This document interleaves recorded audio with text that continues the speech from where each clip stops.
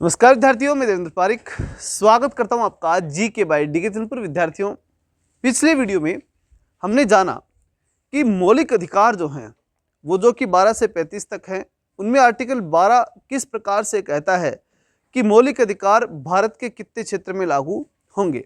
इसके लिए राज्य की परिभाषा आर्टिकल 12 में हमने पढ़ी। आर्टिकल 13 में हमने जाना कि मौलिक अधिकार हमें कैसे सुरक्षा देते हैं और वो अपनी सुरक्षा कैसे करते हैं। ये दोनों चीज़ें हमने पढ़ी और आज तक के जिस उस संदर्भ में जो संशोधन थे वो भी हमने अच्छे से पढ़े। अगर जो नहीं पढ़ पाए वो विद्यार्थी पिछले वीडियो में जाकर के जरूर पढ़ें। चलिए शुरू करते हैं। आज हम उन अधिकारों के बारे में जो मूलतः हमारे पास हैं। सबसे पहला अधिकार जो हमें प्राप्त है वो है समानता का अधिकार और उसके अनुच्छेद हैं आर्टिकल 14 से लेकर के 18 तक। 12-13 हमने पिछली बार पढ़ी लिए थे, अब 14 से लेकर के 18 तक है। और ध्यान रहे, आर्टिकल 12 में राज्य की परिभाषा है और 13 में ये लिखा हुआ है कि मौलिक अधिकारों में कोई संशोधन नहीं किया जा सकता। अब देखते हैं सबसे पहले आर्टिकल 14 के बारे में। 14 कहता है कि विधि के समक्ष समानता और विधि का समान संरक्षण, ये दो बातें हमें आर्टिकल 14 उपलब्ध करवाता है। विधि यानी कानून। अब कानून के सामने सब समान हैं, ये बात तो हमने कहाँ से ली? ब्रिटेन से। और विधि के सामने सभी को समान संरक्षण है, यानी विधि सबको समान संरक्षण देगी, ये बात हमने कहाँ से ली? अमेरिका से। कुल मिलाकर के दोनों से लेकर के हमने इन दोनों को ही अपने संविधान के अंदर स्थान दे दिया, क्योंकि हम दोनों की उपयोगिता चाहते थे। तो इसलिए विधि के समक्ष समानता और विधि का समान संरक्षण, दोनों शब्द आपको ध्यान में रखने हैं। अब इसके अंदर कुछ अपवाद हैं जो भी हमें समझने होंगे, वो महत्वपूर्ण है। अनुच्छेद 361 एक बात कहता है, वो ये कहता है कि राष्ट्रपति और राज्यपाल जो दो बड़े संवैधानिक पद हैं, इनके ऊपर इनका जो कार्यकाल होगा या जो कार्य कर रहे होंगे, उस कार्य के दौर में अगर उन्होंने कोई भी निर्णय किया है, भाई कार्य कर रहे हैं और कार्यकाल के समय अगर उन्होंने कोई कार्य किया है, निर्णय लिया, उस निर्णय को न्यायालय के अंदर आप नहीं ले जा सकते और न्यायालय में राष्ट्रपति या राज्यपाल कोई जवाब नहीं देगा। मतलब ये कि राज्यपाल और राष्ट्रपति की पोस्ट कुछ भी करेगी, वो किसी के प्रति जवाब दे नहीं है। और वो वहां पर यह आर्टिकल 14 लागू नहीं होता है कि विधि के समक्ष समानता, विधि का समान संरक्षण, वहां लागू नहीं होगा। राज्यपाल राष्ट्रपति अपने कार्यक्षेत्र में 100% स्वतंत्र हैं, बस संविधान का उल्लंघन नहीं होना चाहिए।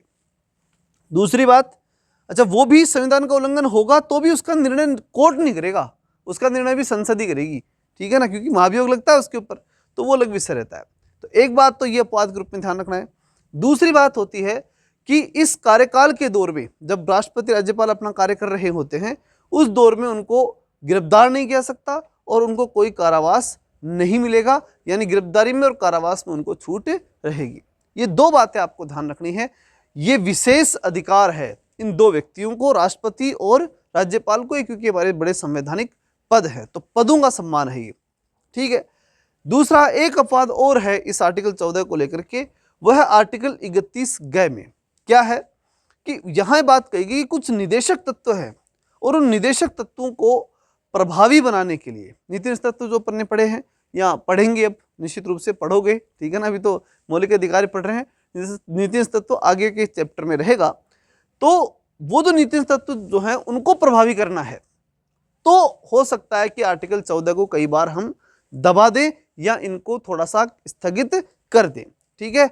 तो कुछ निदेशक तत्वों को प्रभावी बनाने के लिए कानून के समक्ष समानता को सीमित किया जा सकता है, और ये बात न केवल नीति तत्व में स्पष्ट की गई है, बल्कि विशेष रूप से सुप्रीम कोर्ट ने बात डिक्लेयर की है। क्या कहा है सुप्रीम कोर्ट ने? कि आर्टिकल 31 आता है, जब आर्टिकल 31 आ जाता है ना, मतलब कि नीति तत्व साहब लागू करनी है, तो नीति तत्वों को लागू करने के लिए आर्टिकल 14 को रोका जा सकता है। इसलिए आर्टिकल 31 जब आता है तो आर्टिकल 14 चला जाता है, उस समय आर्टिकल 14 को स्थगित किया जा सकता है, मतलब विधि के समक्ष समानता को स्थगित किया जा सकता है।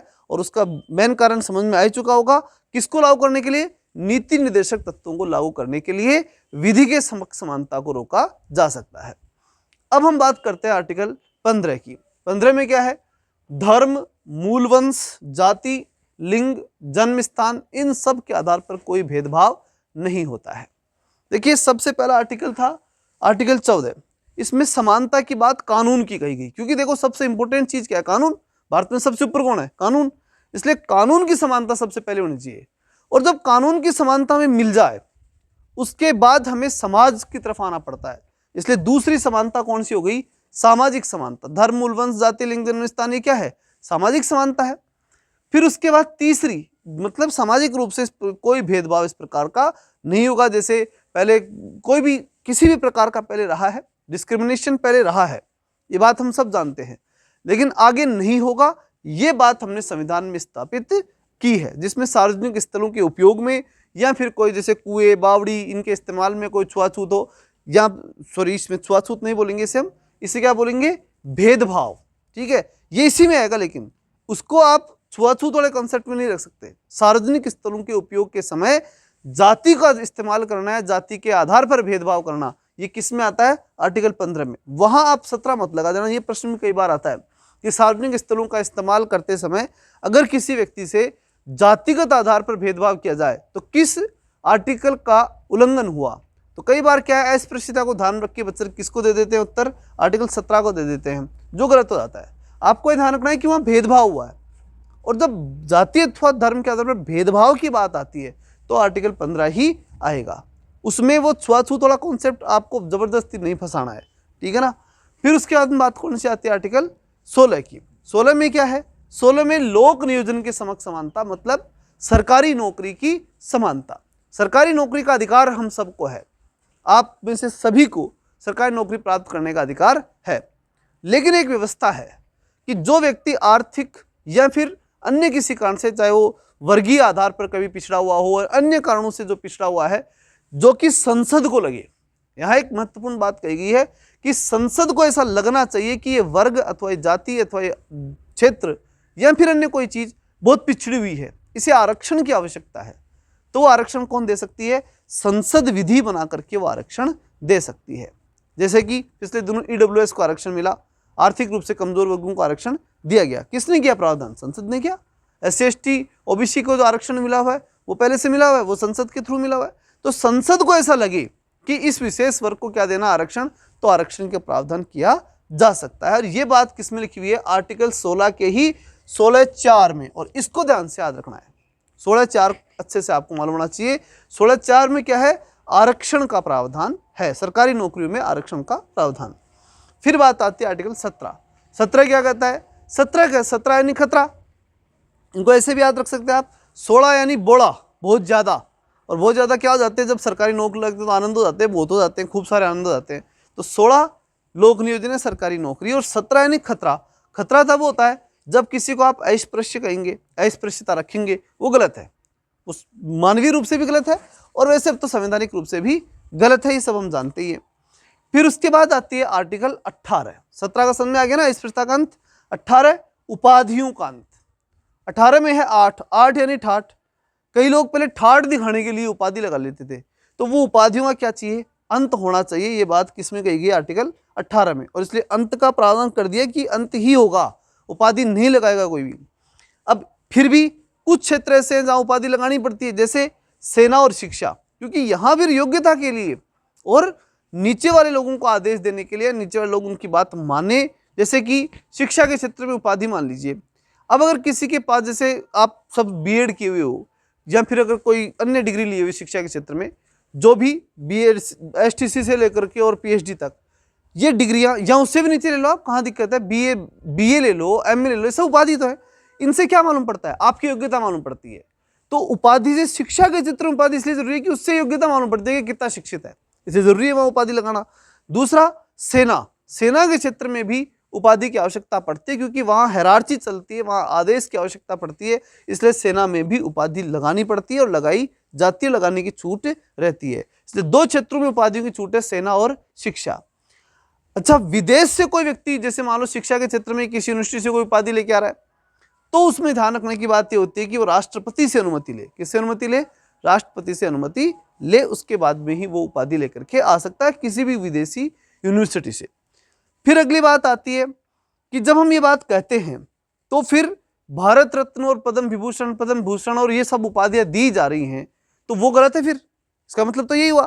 तो इसका विवाद किस प्रकार से, वो समझने का प्रयास करेंगे। देखिए, इस बात को, यानी भारत रत्न और पद्म विभूषण पद्म भूषण, इन सब चीज़ों को गलत मानते हुए 1977 के अंदर मोरारजी भाई देसाई की जो सरकार आई उसने क्या किया, इन सबको बंद कर दिया 1977 के अंदर। तो भारत रत्न, पद्म भूषण, विभूषण सबको बंद कर दिया।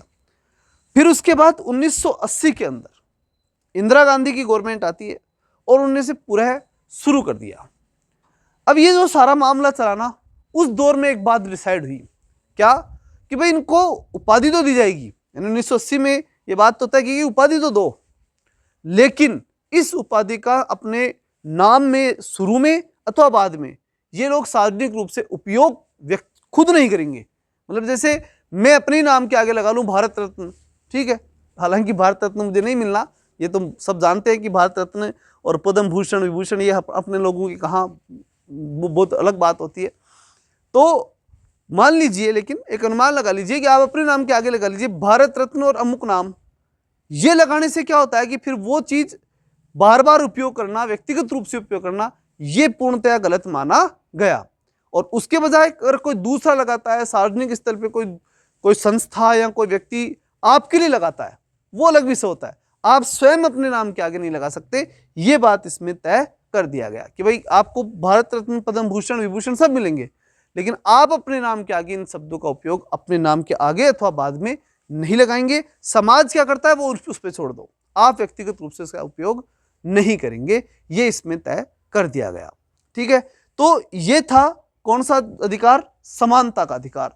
और यहां पर हम हमें समझना पड़ेगा कि समानता वो कॉन्सेप्ट है जो हमें एक मानव को मानव बनने के लिए काम में आती है। जब हम सब समान होंगे तभी तो मानव बनेंगे, अन्यथा एक वर्ग दूसरे वर्ग का शोषण करेगा और फिर बाकी अधिकारों का कोई मतलब नहीं है। इसलिए सबसे पहले संविधान निर्माताओं ने किस अधिकार की बात की, समानता के अधिकार की बात की, जो 14 से लेकर 18 तक था, जिसको मैंने अच्छे से एक्सप्लेन कर दिया है। तो चलिए मिलते हैं नेक्स्ट वीडियो में, तब तक के लिए जय हिंद, जय भारत।